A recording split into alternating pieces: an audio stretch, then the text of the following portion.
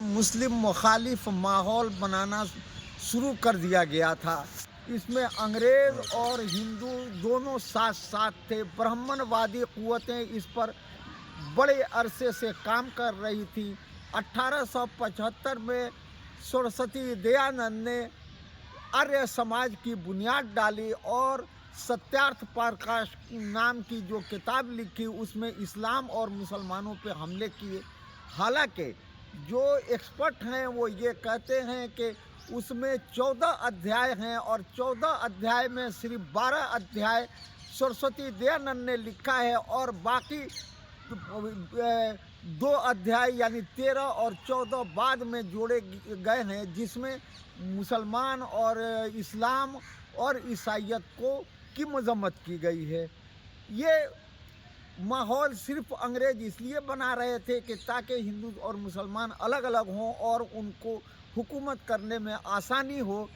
اسی لیے سب سے پہلے 1882 میں پرتاپ نارائن مشرا نے بنارس میں نعرہ لگایا، ہندی ہندو ہندوستان، اور یہ ماحول بنایا جاتا رہا۔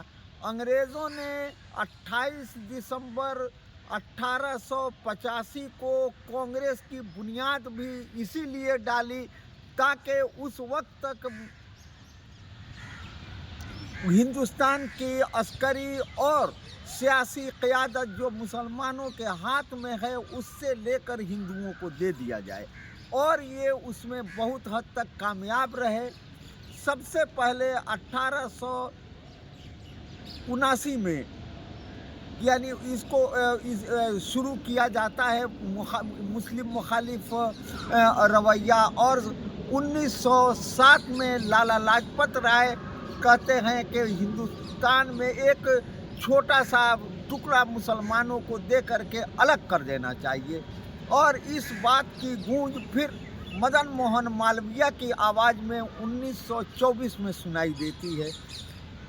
1925 میں اسی کانگریس نے اور انگریزوں نے RSS کی بنیاد 27 ستمبر 1925 کو ڈالی۔ RSS کا founder KB Hedgewar Nagpur Congress committee کا جنرل سیکریٹری تھا اور اس نے اس کی بنیاد ڈالی۔ اس کی وجہ کیا تھی؟ اس کی وجہ صرف یہ تھی کہ کانگریس چاہتی تھی کہ مسلمانوں کو ٹیرورائز کر کے اپنے طرف رکھا جائے، مسلمان مسلم لیگ کی طرف نہ جائے، اور یہ سلسلہ ہمیشہ کانگریس استعمال کرتی رہی اس RSS کو، اور RSS کی خاموش حمایت کرتی رہی، چاہے وہ RSS بننے سے پہلے ہو یا RSS بننے کے بعد۔ یہ RSS کسی ایک صرف تنظیم کا نام نہیں ہے، بلکہ یہ ایک ذہنیت ہے جو بہت پہلے سے چلی آ رہی تھی۔ 1923 میں ساورکر نے ہندوتو نام کی کتاب لکھ کر اس کو تنظیم کی شکل دینے کی کوشش کی، اور یہ 1925 میں تنظیم کی شکل میں آ گئی۔ اس کے بعد اس کے دوسرے سر سنچالک گو کہ وہ تو 1940 میں ہوئے، لیکن RSS میں MS گولوالکر شامل تھے۔ انہوں نے 1927 میں بنچ آف تھاٹس نام کی کتاب لکھ کر کہا کہ انگریزوں کے چلے جانے کے بعد ہمارے 3 دشمن رہ جائیں گے: اسلام، مسلمان، کرسچن اور انگریزی زبان، اور مسلمانوں کے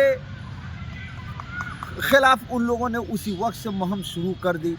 1935 میں MS گولوالکر نے اپنی کتاب وی اور آور نیشن ہوڈ ڈیفائنڈ لکھی، جس میں یہ لکھا کہ مسلمان یہ نہ سوچے کہ ان کو ہندوؤں کے ایکول کوئی رائٹ دیا جائے گا، بلکہ وہ غلامی کو قبول کر لیں یا سیکنڈ کلاس کے سٹیزن بننے کے لیے تیار رہیں۔